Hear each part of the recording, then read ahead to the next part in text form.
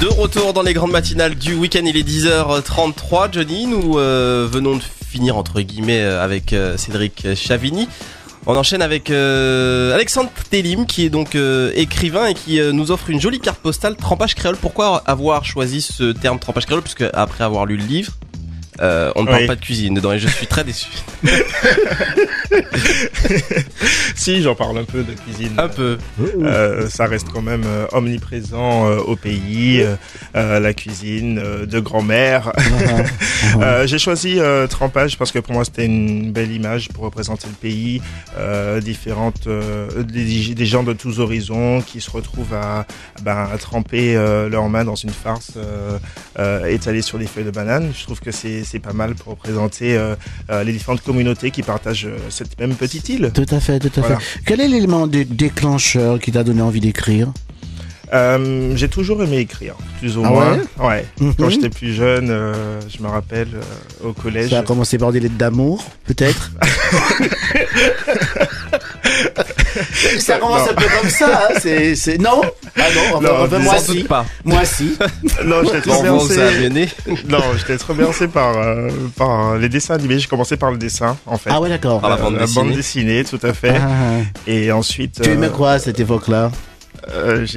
Pour tout vous dire, j'étais très Disney. J'aime beaucoup les Fais Disney. attention à toi.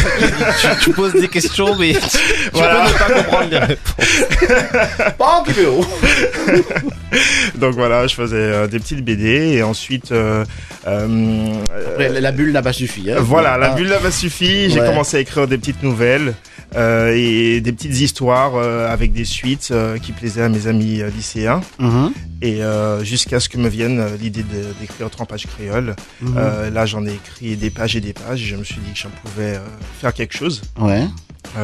Défendre des idées, des points de vue, de ce que je voyais. Voilà. Ça a été facile d'arriver jusqu'au produit fini? C'est-à-dire jusqu'au livre concrètement?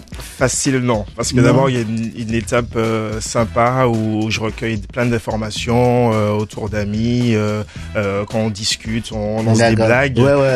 Donc, je note toutes les idées qui me viennent.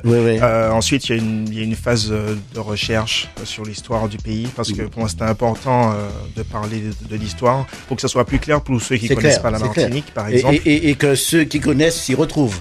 Voilà, exactement. Oui. Il fallait planter le contexte, que ce soit historique et culturel et traditionnel pour pouvoir faire évoluer mes personnages. Donc une fois avoir réuni ces deux panels d'informations, j'ai pu laisser aller mon inspiration pour écrire ma romance. Tu as eu affaire à d'autres personnes qui t'ont aidé à corriger, qui t'ont aidé pour la mise en page? Tout à fait, j'ai été aidé par d'anciens profs de français, par exemple, des amis qui... Oui, parce que livre en français. Hein. Et en créole. En créole, oui. Oui. J'ai tenu à mettre du créole dedans, puisque, par exemple, quand j'ai des grandes personnes qui parlent dans le bouquin, c'est mieux de les faire parler en créole, sinon ça perd de l'authenticité. Tout à fait. Mais c'est traduit, pour ceux qui comprennent pas. D'accord. C'est bien. Et justement, t'as été au Salon du Livre, tu es au Salon du Livre jusqu'à ce soir, on en parlera tout à l'heure. Quel est ton point de vue sur cette jeune littérature antillaise d'aujourd'hui? Est-ce qu'elle est présente déjà sur le salon, ou pas assez, ou pas du tout, mis à part toi? Elle est beaucoup plus présente cette année qu'avant, surtout que c'est l'année de l'Outre-mer.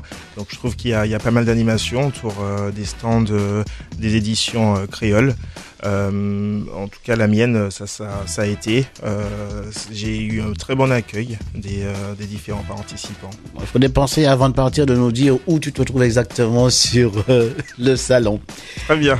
Alexandre, pour conclure entre guillemets, quel serait ton message d'encouragement, puisqu'il y a beaucoup de gens qui ne lisent pas? Oui.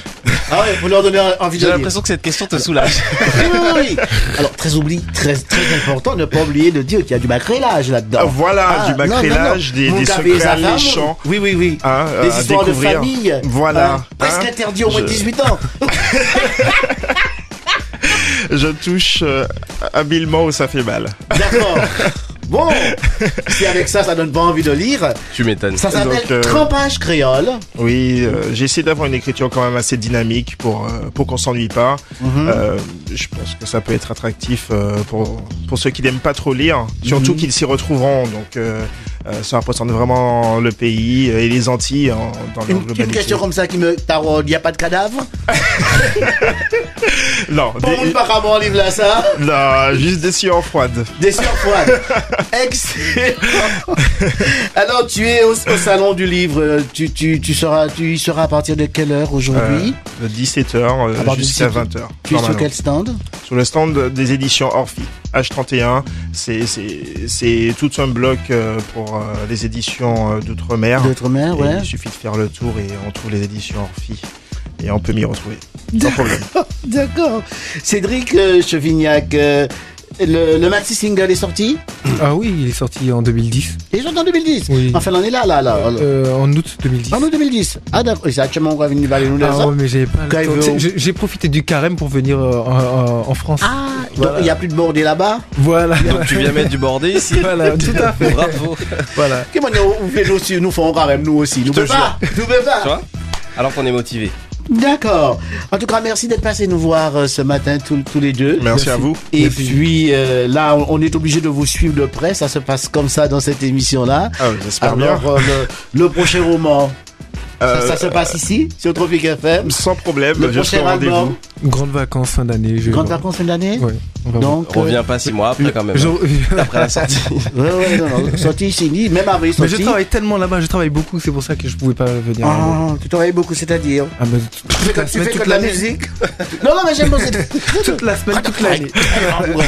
Et ton passé. Oui. C'est la première fois que je viens 10 jours en France depuis 10 ans. Ah ouais. D'habitude, quand je viens en France, c'est 2 ou 3 jours avec la Perfecta. Quoi, ils font saucer? Très rapide. Bon, ben, merci d'être passé par là, en tout cas. Merci. Je vous souhaite bonne continuation à tous les deux. Merci. Et je rappelle qu'Alexandre, tu es sur le salon du livre aujourd'hui et demain aussi? Non, juste aujourd'hui. J'y étais hier. Ah ouais, d'accord. Par où demain. Merci à vous. Et